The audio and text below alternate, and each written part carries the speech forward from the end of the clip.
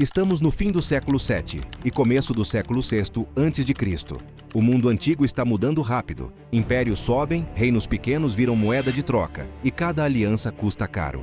É nesse cenário que Jerusalém entra na reta final da sua história como reino independente. Não é uma queda repentina, é um processo, uma sequência de decisões, promessas quebradas, avisos ignorados e escolhas que apertam o cerco por fora e por dentro. E a Bíblia registra o ponto exato em que a tragédia vira inevitável. No 9º ano do reinado de Zedequias, no 10º mês, no 10º dia, Nabucodonosor, rei da Babilônia, vem contra Jerusalém com todo o seu exército e inicia o cerco. Judá não era o maior reino, Jerusalém não era a cidade mais rica, mas estava numa região que vivia no meio de disputa. De um lado, Babilônia crescendo como potência, do outro, Egito tentando manter influência, e Jerusalém no meio dessa corda esticada. O que torna tudo pior é o vai-vem político. Quando um reino pequeno começa a trocar de lado, ele vira alvo.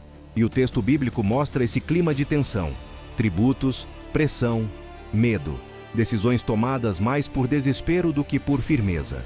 Se tem um detalhe que deixa essa história pesada é o seguinte: Jerusalém foi avisada.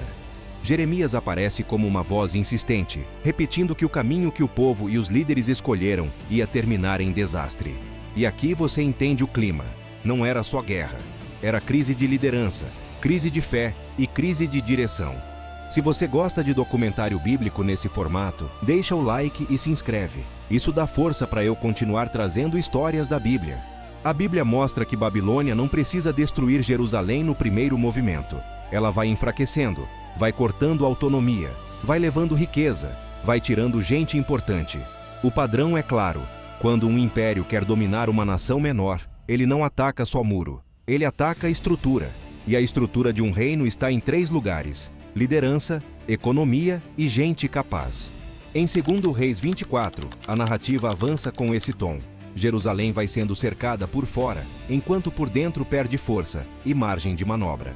Chega um momento em que Jerusalém é sitiada e o rei se rende. O texto descreve a saída do rei e de sua casa como sinal público de derrota. E aí entra uma das ações mais marcantes: deportação. A Bíblia registra que Babilônia leva pessoas estratégicas. Não é aleatório. É como se o reino fosse deixado sem coluna, enfraquecido, dependente, com pouca chance de se reerguer. Jerusalém continua existindo, mas já não é a mesma Jerusalém. Babilônia coloca Zedequias no poder. A cidade respira por um tempo, e é aqui que mora um perigo. A pessoa começa a achar que o pior passou. Só que a pressão interna cresce, e surge a tentação clássica: buscar socorro no Egito. Jeremias registra momentos em que a esperança de apoio do Egito mexe com o povo e com as decisões. E então vem a escolha que muda tudo: rebelião contra a Babilônia. Aquele tipo de decisão que parece coragem, mas que no fundo é apostar a sobrevivência do reino numa promessa que não se sustenta. Agora entra o trecho em que a Bíblia fica quase documental por si só. Ela dá data. Jeremias 52 e 2 Reis 25 registram que Nabucodonosor vem com seu exército, cerca a cidade e constrói obras de cerco ao redor. E o texto deixa claro que isso dura até o 11º ano de Zedequias. Cerco é desgaste, é espera, é cortar rotas, é deixar o tempo trabalhar. E o texto registra que a fome cresce dentro da cidade. Você não precisa inventar detalhe para o público sentir o peso. O próprio registro bíblico já carrega a atenção. Chega o momento em que Jerusalém é rompida. O rei tenta fugir, mas é capturado. E com isso, o reino de Judá chega ao ponto mais baixo da sua história como nação independente. Aqui, a Bíblia descreve a queda do poder político e a humilhação do reinado. E a mensagem é dura. Liderança que brinca com alianças, ignora avisos e escolhe no impulso arrasta um povo inteiro para a ruína. Depois vem o ponto que marca gerações. O templo é queimado, casas são destruídas, muros são derrubados. E junto com a destruição, vem o saque e a remoção de objetos valiosos. Para a Babilônia, isso é riqueza e troféu.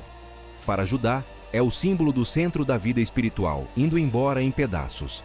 É aqui que Lamentações faz sentido como pano de fundo. Não é poesia bonita. É choro de quem viu a cidade virar silêncio. Você pode citar em tela Lamentações 1 e 2. E a pergunta final é inevitável: Por que Deus deixou isso acontecer? 2 Crônicas 36 aponta uma linha clara. Houve insistência, houve desprezo aos avisos, houve endurecimento. E chegou um momento em que não dava mais para empurrar. Mas o fim de Jerusalém em 587, 586 a.C. não é o fim da história do povo. O exílio vira escola, vira correção e mais à frente vira retorno. E quando a gente fecha essa história, fica um alerta que atravessa séculos. Judá não caiu de uma vez, foi cedendo por etapas, foi ignorando avisos, trocando convicção por atalhos e colocando a confiança no lugar errado. E isso fala com a gente hoje. Porque toda vez que a gente desobedece, a conta chega. Às vezes devagar, mas chega. Por isso, se existe um caminho seguro, é o caminho da obediência. Obedecer a Deus não é perder liberdade, é encontrar direção.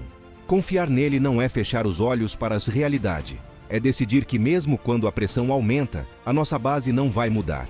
Então eu te deixo essa pergunta para levar para a semana. Em qual área da sua vida Deus já te chamou para obedecer?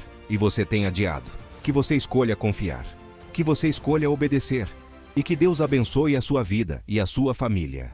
Se você quer a continuação sobre o exílio e como Deus começa a reconstruir um povo do zero, comenta exílio aqui embaixo. Até o próximo vídeo.